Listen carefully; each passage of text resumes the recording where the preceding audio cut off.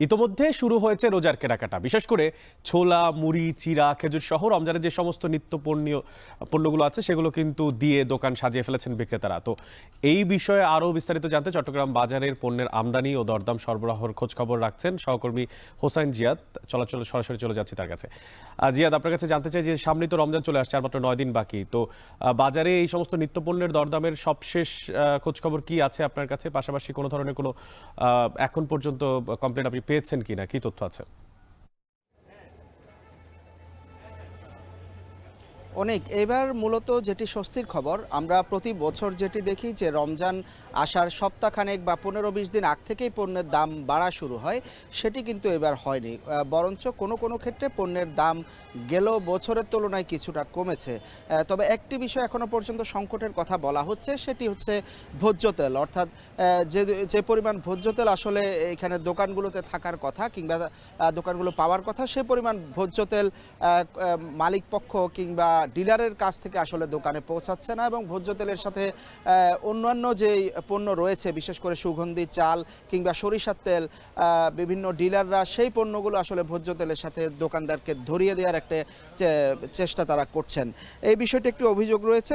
অন্যান্য আর অন্য বিষয়ে তেমন কোনো অভিযোগ পাওয়া যায়নি, যেহেতু এবার দাম খুব একটা বাড়েনি। এবং এখনও পর্যন্ত সরবরাহের কথা যদি বলি, রমজানের যেসব পণ্য রয়েছে, খেজুর, ছোলা, মুড়ি, চিড়া থেকে শুরু করে চিনি, সবগুলোরই সরবরাহ বাজারে পর্যাপ্ত এবং আমদানিও বেশ পর্যাপ্ত হয়েছে। আর যেহেতু 9 দিন বাকি, আসলে রমজান আসলে আপনি আমরা যেটি দেখি যে বিভিন্ন মসজিদ, মাদ্রাসা কিংবা এতিমখানায় মাসব্যাপী আসলে ইফতারের আয়োজন করা হয়, এবং এক ধরনের সেখানে দান বা অনুদান দেন যারা ধনী রয়েছেন সমাজে তারা।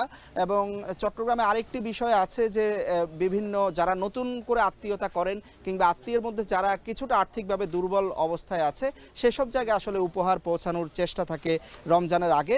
সে পণ্যের কেনাকাটা কিন্তু চলছে। এর পাশাপাশি অনেকেই কিন্তু রমজান মাসে বিভিন্ন পণ্যের, রমজানের যে পণ্যগুলো, সে পণ্যগুলোর প্যাকেট করে একটি প্যাকেট তৈরি করে মূলত প্যাকেজ আকারে বিভিন্ন গরিব দুঃখী মানুষকে বিভিন্ন জায়গায় দান করেন, তারাও কিন্তু কেনাকাটা করছেন। একটু অনেক তথ্য যদি দিই, যে রমজানে মূলত ভোজ্য তেলের চাহিদা থাকে 3 লাখ টন। জানুয়ারি মাস পর্যন্ত প্রায় 4 লাখ টন ভোজ্য তেল আমদানি হয়েছে চট্টগ্রাম বন্দর দিয়ে। পাইপলাইনে আরও প্রায় 1.5 লাখ টনের মতো ভোজ্য তেল আছে। ছোলার চাহিদা থাকে রমজানে 1 লাখ টনের মতো।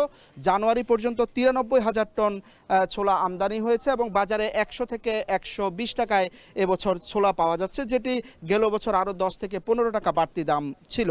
চিনির চাহিদা 3 লাখ টনের মতো। আমদানিও হয়েছে প্রায় 2 লাখ টনেরও বেশি চিনি আমদানি হয়েছে এরই মধ্যে জানুয়ারি পর্যন্ত। ফলে চিনির খুব একটা সংকট থাকার কথা না, এবং চিনির দামও কিছুটা কমেছে। একই সাথে খেজুর কিন্তু আমদানি হয়েছে 44,000 টন, এবং খেজুরের দামও যেহেতু প্রায় কেজিতে 200 থেকে 400 টাকা পর্যন্ত মানভেদে খেজুরের দাম কমেছে। এবং যেটি বলছেন যে মূলত এনবিআরের কারণে, যে শুল্ক কমানো থেকে শুরু করে নানান কারণে আসলে এবার উৎসাহিত হয়েছেন, এবং মাঝারি মানের যারা আমদানিকারক আছেন, ক্ষুদ্র আমদানিকারক খাতুনগঞ্জে, তারাও কিন্তু ব্যাপক পণ্য আমদানি করেছেন। এর পাশাপাশি বিগত সময় যে সিন্ডিকেট ছিল খেজুরের বাজারে, সেটিও কিছুটা এবার সেই সিন্ডিকেটটি নেই। ফলে বাজারে পণ্যের সরবরাহ এবং দাম পর্যাপ্ত রয়েছে, এবং দামও নিম্নমুখী। অনেক হোসেন জিয়াদ যুক্ত ছিলেন চট্টগ্রামের কর্ণফুলী বাজার থেকে, এবং তিনি জানাচ্ছিলেন সেখানকার রমজানকে সামনে রেখে নিত্যপণ্যের দরদামের সবশেষ খবরাখবর।